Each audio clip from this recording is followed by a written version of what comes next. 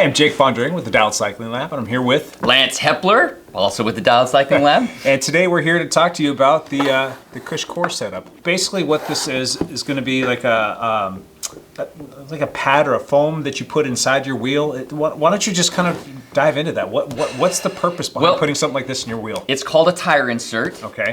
It's like a foam type tire insert that you put on your rim. It goes inside tubeless tires. Mm-hmm. And what it does is it helps protect your rim from pinch flats. Pinch flats? Yeah. Does it help when you hit something like a big root or some rocks? Correct. Okay, so it helps kind of protect like my really expensive carbon wheels on my mountain bike? Correct. That's exactly what it's for. Can I use it on my road bike? They don't make them for road bikes yet. They don't have an insert for road bikes yet, but gravel bike? Gravel bikes, yes. Cyclocross bikes, mountain bikes, 29ers or 27.5s. They make them for all that. Fantastic. Full disclosure, I've never used these before, so I have no working experience, but this guy next to me, he has. I have. So, I've got them on my gravel bike and my mountain bike, and we are going to install a set on my cyclocross race bike, which I've got back here. Cool. This is what's in the box. This is what the tire insert looks like. It's a piece that you put right on top of the rim, and then your tubeless tire goes on top of it. Okay. And now when you set this up, you do set it up still as a tubeless setup? Correct. Okay, and you're putting sealant in there? Correct. Tubeless valve cores? Yep. Actually, the kit comes with its own fancy green tubeless valve cores. I have seen those on a few bikes that have come through the shop. I've seen them on a few bikes out riding too. So now everybody knows if you see that Holt green valve stem, probably running the Cush Cores. So what are some other things that I might need when we're gonna do an install on these guys? Installing them, you need rim tape. You can use any types of rim tape. That's from Orange Seal. This is super thin, but for a thinner wheel, I guess. Yep. This would be some stands. That's from Stands. And this is like the little shop hack or the hack. If you don't have any of that available, some Gorilla Tape works in a pinch too. You can use Gorilla Tape too. So you need that. You need sealant. We like Orange Seal. And you need a tire lever. Tire lever. Tire lever just one? Helps. Yep, usually just one. Sometimes you can use two, but with these tires, I think I can get away with just one. I think I saw you drag something else in with you today when you brought, your bike's in here. A giant 32-gallon garbage can. Okay, so stay tuned. We'll show you more about that. So what can I expect when after I get this set up? What can I expect in terms of like performance gains? Well, the beauty of using tire inserts is it allows you to run tubeless tires at lower pressure. Okay. We know lower pressure allows you to, you get more shock absorption. Sure. You can corner better. Sure. You get a little better stability. All those things help with having the tire inserts. All the things that you would get from a tubular tire setup, especially cyclocross, you tend to, we like to race on tubulars because the chance of a pinch flat goes down dramatically. Yep. Using this can help like really close the gap between the benefits of having the tubular setup but without all of the fuss. Correct. And you get more wheel protection. That's correct. Sounds like a good You get plan less pinch flat protection. It gives you more stability in the turns because the tire insert like supports the sidewall of the tire, and so it works pretty good. What was the first bike you set this up on? I put it on a mountain bike. Okay. My 29er mountain bike. Initial impressions? I put them on. I never rode with them, and I went directly out and raced on it. Of course you did. I loved it. It let me. I could run lower pressure, so I could corner better.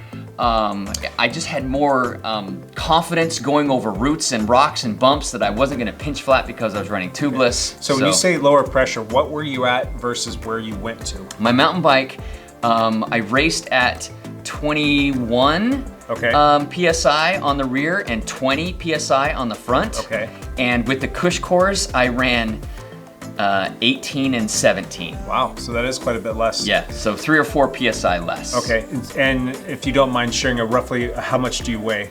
Because I know that's going to have a big effect on like how much you're, because I don't want all of a sudden somebody that's out there saying, oh, I'm going to go do that, and they're weighing it at like a 215 or something like that. I'm 165. Okay, so right now. But it's safe. It's safe to assume though that you can probably drop your percent PSI by what, 10%? Yep, about 10%. Okay, so that's pretty good because you're going to get all those benefits that you talked about, so 10 to 15%. So correct. You're going to put this in a cyclocross bike for us I'm going to put this in a cyclocross bike. I've already installed one in the rear tire, but I'm going to put one in the front tire so you can see how we do it. Cool. Anything else you need to tell us about before we jump into that? They rip. I love them. The weight differential is negligible, and the speed gains, especially on a cyclocross bike that you can get, are top notch.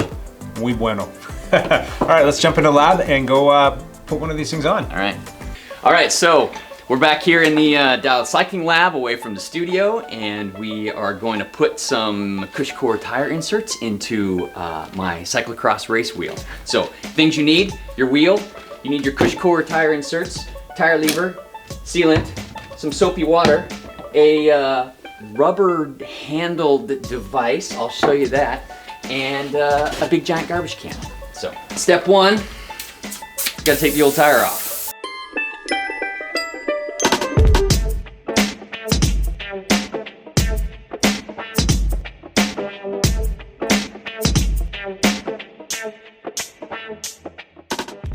One thing you want to do is you want to make absolutely sure that your rim tape actually looks good. This rim tape was just put on last year, and it looks great. Quite often, when people have flats and issues with tubeless tires, more often than not, it has to do with rim tapes. You want to make sure that your rim tape is good. Lots of different kinds of rim tape you can use. These are the ones that came on this wheel, and so I'm going to leave it just like that. The next step, you get the Cush Cores. We're going to put this on. These Cush Cores actually come with their own valve stems, which is quite cool, and stickers that you can put on your rim. I'm actually going to put those on my rim. So there's also instructions in there, which are helpful. All right, step one, you put the, you want to make sure that your valve stem that you're using is actually good. This one I'm going to leave on instead of replacing it, mostly because if you see, this valve stem is a little too short for what I would like to be able to inflate this properly. All right, we're bringing you this break in your regular scheduled program because I made a mistake. That is why I'm in the helmet and wig of shame, because I made a mistake. The valves for Cush Core are actually quite unique. Here's your Cush Core. This is a normal valve. This is what a normal valve looks like, which I was showing as we were installing that. The normal valve, the air goes into the tube area through a hole in the top.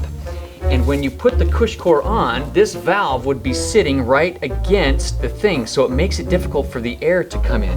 The Cush Core valves are unique, and I didn't realize this. The Cush Core valves, actually, if you can see that against the blondness of my wig, the hole, it's not in the top, it's on the sides. Oh, there is a hole in the top too, but there's also holes in the top, so that when this valve is sitting tightly against the Cush Core insert, air can still come out the sides. So they're unique. You really should be using these if you're installing the Cush Cores. Otherwise, it can create some issues. There you go. So this is how you put this on. There's a little notch here that I just slide onto the rim like this. These fit pretty snugly on the rim, so the trick is you take a rubber handled mallet, you step on that, and that keeps the rim in place while you can stretch that up. So that's on. Next step is to put your tire over the Cush Core. One thing I want to do first that helps is you spray some soapy water inside the tire. It will help the whole thing settle in and make it easier to pop over the rim.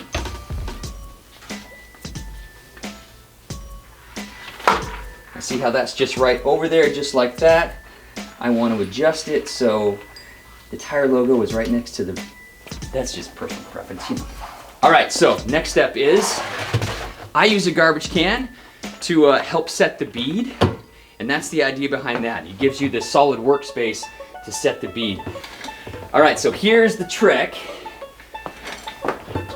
you start right here, and you want to do this like push-pull technique where you set that bead underneath the insert and work it around. And if you've ever seated tires before, you know you'll get to a point where it becomes very tight to actually get over the bead. And this is where using a tire lever and pushing that tire into the center channel underneath that thing will make it much, much easier. You push that down in there. Sometimes I use a rag to help me get a little better grip. And just like that, that's popped in one side. Done. Flip it over, same thing on the other side. Now I will say while I'm doing this that there are some tires that are very easy to do and some tires that are very difficult. These tend to be an easier set of tires to install in here. All right, thank you, garbage can. Next step is you want to set that bead. So you got to take the valve core out, and a compressor helps you set the bead. So take the valve core out. I'm going to set that aside. I'm going to grab my air compressor hose. Put that right in there. You hear that popping? That's what we want. Now, I'm going to install the sealant in here, and I just push it in here.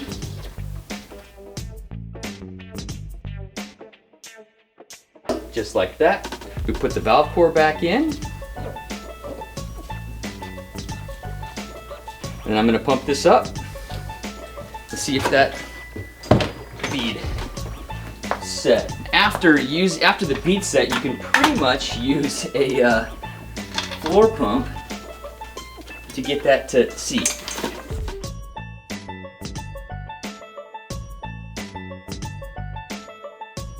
That's about 40. That's all set. I want to make sure that's all sounding good. No leaks anywhere. And then you run that sealant around. Put the tire back on your bike and spin it around a little bit to make sure that sealant goes all over, and there we go, CushCore's installed. And the last bit that I like to do, I generally put a sticker on the rim so that I know that there's a CushCore in that rim.